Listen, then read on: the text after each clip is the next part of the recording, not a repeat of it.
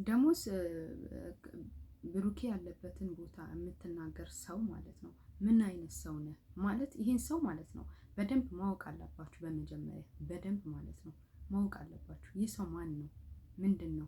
ለምንድን ነው ለሀይሚም ለዩም ያለበትን ቦታ የሚናገረው? ይህ ሰውዬ በቃ ሀይሚና ብሩኬን እንዲስማሙ ማይፈልግ ሰው ነው ማለት ነው። በቃ በሁለቱ ክፍተት እንዲፈጠር ለእዩም እየነገረ ለሀይሚም እየነገረ ክፍተት ተፈጥሮ ሌላ ነገር ውስጥ እንዲደርሱ የሚያረግ ሰው ነው። በእውነት በጣም የሚያሳፍር ሰው ነው። ያ ሰው እኔ ባውቀው ፈለግኩት ምን አይነት ሰው እንደሆነ ማለት ነው።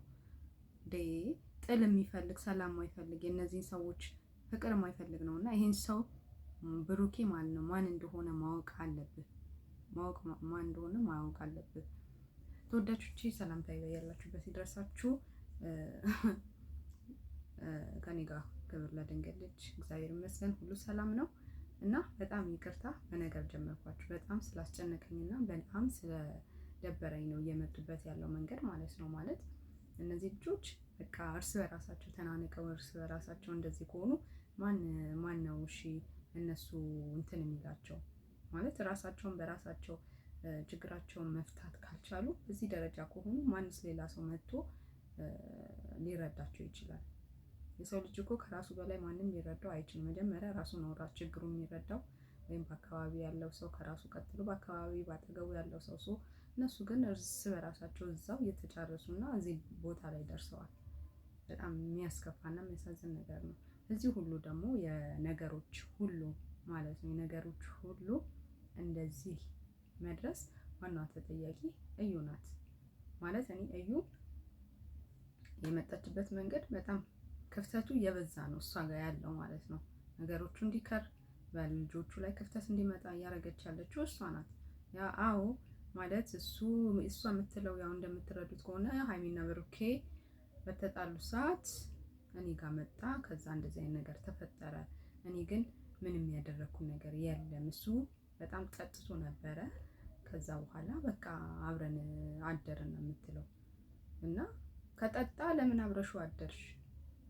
የምትወጂው አይነት ከሆነ እወድሃለሁ። ዛሬ እንግዲህ አይታችሁት ከሆነ እያለች ያለችው እኔ እወድሃለሁ፣ እኔ አፈቅርሃለሁ፣ ከኔ ጋር መሆን አለብህ፣ ማመን አለብህ ነው እያለች ያለችው። ይሄን ልጅ የምታፈቅር የምትወጂው ከሆነ የራሱ ህይወት እንዳለው ታውቂያለሽ። ከዚህ በፊት አለ ልክ አንቺ ጋር መጥቶ እዩ ማለት ነው አንቺ ጋር መጥቶ ሰክሮ ምናምን ጥንብዝ ብሎ መጥቶ እያለ ለምን አብረሹ ተጋደምሽ? ሲጀመር ማለት ነው በቃ አንቺ ለሱ ሪስፔክት የምታስቢለት የምትወጁ የምታፈቅሪ ከሆነ ለምን አብረሹ ተኛሽ? እውነተኛ አፍቃሪ ሰው እኮ እዛ ሰው ላይ ያለበትን ክፍተት ተጠቅሞ ያንን ሰው መጉዳት አይፈልግም። በእውነት አይፈልግም። ሀይሚ እንዴት እንደሚወዳት ታውቂያለሽ። ስለዚህ ይህንን ክፍተት መፍጠር አትፈልጊም ነበረ። ግን አንቺ ያንን ክፍተት ስታገኝ ተጠቀምሽበት ማለት ነው። አንቺ እንደምትናገሪ ከሆነ እንደዛ ነው። ግን እውነተኛ ፍቅር እውነተኛ ወዳጅነት እንደዚህ አይደለም። በቃ አሳልፎ እኮ እየፈለገ በቃ እሱ መሆኑን ሳያውቅ እያወቀ እውነተኛ አፍቃሪ ሰው አሳልፎ ይሰጣል። እሱ ታሞ ማለት ነው። እዛ ሰው እውነተኛ ፍቅር እንደዚህ ነው እኔ የማውቀውም የምረዳውም። እና አንቺ ግን እውነተኛ አፍቃሪ አይደለሽም። አለ አይደለ በክፍተት ተጠቅመሽ ወይ እነሱ ልታለያየን የመጣሽው ወይ የሆነ ቂም የቆየ ምናምን ነገር ይኖርብሻል። ያንን ነገር ነው እያደረግሽ የመጣሽው። እና በግድ ዛሬ ደግሞ እያልሽ ያለሽው በግድ እመንልኝ። አመነ እኮ ምንድን ነው የሚያምልሽ? ቆይ አመነሽ ልጁ የኔ ከሆነ የኔን ውጤት ሲመጣ የኔ ከሆነ ለልጁ የሚገባውን አደርጋለሁ። ግን አንቺን አልወድሽም፣ አላፈቅርሽም፣ ከአንቺ ጋር ልጁ የኔ ቢሆን እንኳን ከአንቺ ጋር አልኖርም ብሎ ግልጽ ያለውን ነገር ነግሮሻል እዩ። እኔ እንደ እህትነት ጠልቼሽ አይደለም፣ እንደ መልካም እህትነት እንደ ሴትነት የምመክርሽ ነገር ቢኖር ግን ይህ ሰው አልፈልግሽም እያለሽ በግድ አታርጊው። የበለጠ እንዲጠላሽ እያደረግሽው ነው። አይቀጥልም። እርግጠኛ ነኝ ከአንቺ ጋር በቃ ልጅም ቢኖረኝ እኔ ከአንቺ ጋር አልቀጥልም ብሏል። እና ስለዚህ ይልቁኑ ካሁኑ ራስሽን ብታዘጋጁ ጥሩ ነው። ለአንቺ ከማይፈልግሽ ሰው ጋር ለምንድን ነው ጊዜሽ የምትፈጂው? አለ አይደለ እንዴ? ለልጄ አባት እፈልጋለሁ እኮ አባቱን እኮ ልጄ ከሆነ አልክድም ብሏል። ግን ከአንቺ ጋር መቀጠል አልፈልግም ነው ያለሽ። እና አባትነቴን አልክድም የኔ ልጅ ከሆነ በምርመራው ግን ከአንቺ ጋር መቀጠል አልፈልግም እስካለች ድረስ ለምን ራስሽን ካሁኑ ዝግጁ አታረጊውም? በኋላ ሌላ ጭንቀት ውስጥ ለምን ራስሽን ትከችዋለሽ? ለአንቺ በማይሆን ሰው ላይ ማለት ነው። ልቁኑ ለራስሽ ጊዜ ሰጥተሽ እንዴት አድርጌ ይህ ሰው በቃ እኔ የማይፈልገኝ ከሆነ ልጁ የሱ ከሆነ ራሴን አሳምኜ ሌላ ህይወት እንዴት ነው የምቀጥለው፣ ነገሮቼ እንዴት ነው የማስተካክለው ብለሽ ለምንድን ነው ራስሽን የማታዘጋጁ? እዩ። በግድ የሚሆን ነገር እኮ የለም። አብሶ ፍቅር በግድ ሊሆን አይችልም፣ በፍላጎት ነው። እና ለምንድን ነው እንዲህ በግድ መንልኝ? አመነልሽ ልጁ ገኔ ከሆነ እንትንልሽ ሌላ ምንድን ነው እንዲያምንልሽ የፈለግሽው? ቆይ የዲኤንኤ ምርመራው ሲመጣ ሁሉ ነገር ትክክለኛውን ነገር አንቺም እነሱም እረፍትን የሚሰጥ ነገር መልስ እናገኛለን። ለእኛም ራሱ እረፍትን የሚሰጠን ነገር መልስ እናገኛለን ብለን አስባለን። ግን እስከዛው አንቺ ራስሽ ለምን አታዘጋጅም? በግድ ያንቺ ሊሆን አይችልም ይሄ ሰው በእርግጠኝነት። ምክንያቱም እየተናገረ ነው፣ እየነገረሽ ነው።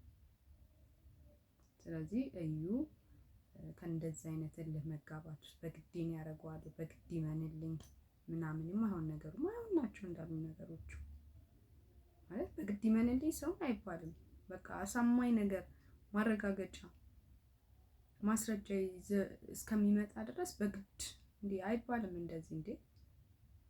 ከዛም ደግሞ በግድ ወደ አንቺ ማምጣት አይቻልም። ይሄም በእውነት የማይቻሉ ነገሮች ናቸው። ይልቁኑ ለራስሽ ጊዜ ሰጥተሽ ራስሽን አዘጋጅተሽ ወደ ሌላ መስመር ብትይዢ መልካም ነው ባይ ነኝ። በተረፈ ግን ምንድን ነው ዛሬ ስታለቅሽ አይቼሻለሁ። እዩ ማልቀስ አይገባሽም፣ ማልቀስ አይገባሽም። ለምን ታለቅሻለሽ?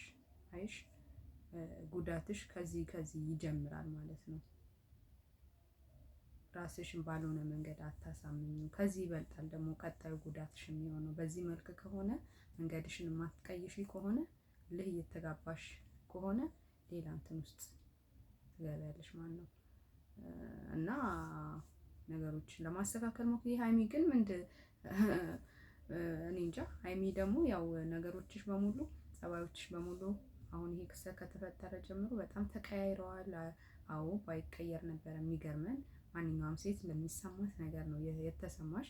ግን ደግሞ በዚሁ ምንድን ነው በዚሁ ለውጥ ላይ በዚሁ ጸባይ ለውጥ ላይ ማስተካከል አለብሽ ሀይሚ። እንዴ እስከ መቼ እንደዚህ ልትሆን ትችላለሽ? በቃ የመጀመሪያው 3ኛ 4ኛው ቀን ያው አለ አይደለ እንትን ስላልሽ ነገሮች ያልጠበቅሽባቸው ነገሮች ስለሆኑ አዎ የጸባይ ለውጥሽ እንትን እያለ ይመጣል። ግን ደግሞ በተደጋጋሚ እንዲህ መሆን አለብሽ ብዬ አላስብም። በቃ የሆኑትን ነገሮች እንደምንም ብለሽ ለመመለስ የራስሽን ጸባይ ደግሞ አስተካክለሽ ወደ በፊት ማንነትሽ ለመመለስ ቢከብድሽም ግን ብሩኬ ትናንትም ነግሮሻል፣ ከትናንት ወዲያም ነግሮሻል። ጸባይሽ ለኔ እየተመቸኝ አይደለም፣ የበፊቷ ሀይሚ አይደለሽም እያለሽ ነው። ዛሬም እየነገረሽ ነበረ። ነገሮችን ሁሉ በቀናነት አይደለም የምታዩ እያንዳንዷን ነገሮች እኔ ቪዲዮ ላይ ሳየው። ስለዛ እንደምንም ብለሽ ቢከብድም ወደ ቀናነት አምጥተሽ ለሱ ስትይ ማለት ነው። በቃ ፍቅር እኮ ይሄ ነው። ለዛ ሰው ምንድን ነው የሚፈልገውን ነገር ያን ሰው ለማግኘት የሚፈልገውን ነገር ማድረግ ነው። በቃ እናንተ ደግሞ ብዙ ቆይታ ስላላችሁ ነገሮችን ተግባብታችኋል። የተራራቃችሁ አይደላችሁ፣ ቅርብ ናችሁ። ስለዚህ ሀይሚ ወደ ራስሽ ተመልሰሽ የሚሆኑትን ነገሮች በመልካም አስበሽ እንደዚህ ቢሆን ይሻላል ሀሳብ ብትሰጪው መንገዶችን ብመሪ ብሩኬ በዚህ ደረጃ ዛሬ ብሽቅጥቅጥ አድርጎ አያስወጣሽም ነበር። እኔ ዛሬ ለአንቺ ስቅቅን ያልኩት በእውነት በጣም ተሳቀቅኩ፣ አፈርኩ። እንደዚህ ጎትቶ ምንጭቅ አድርጎ ሲያወጣሽ እኔ በጣም ነው ያፈርኩት። እናቴን በጣም አፈርኩ ለአንቺ።